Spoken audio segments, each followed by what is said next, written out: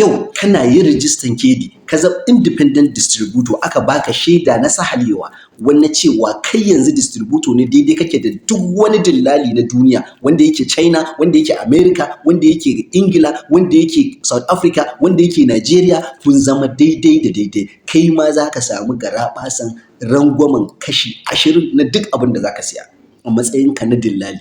In ana sai da abu naira 12,000 ne za ka samu sauki za a siyar maka da shi akan naira 10,000 saboda kai ma yanzu dillali ne za ka siyar ne ka amfana.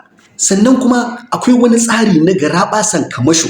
Wannan kamashon duk abin da ka siya gwargwadon matakinka da darajanka a kamfani gwargwadon kasan da za ka dinga samu duk abin da ka siya a cikin wannan kamfani. Bugu da ƙari, kamfanin Kedi bata tsaya nan ba.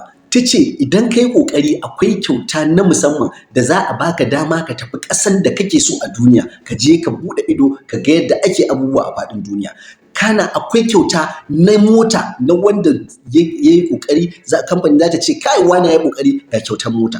Akwai kyaututtuka daban-daban, akwai ɗaukan nauyi na 'ya'yanka su yi karatu, akwai ɗaukan nauyin lafiyanka ko da wani aiki zai taso, akwai abubuwa na alfanu da yawa, ɗimbin nasarori suna nan a cikin wannan kamfani.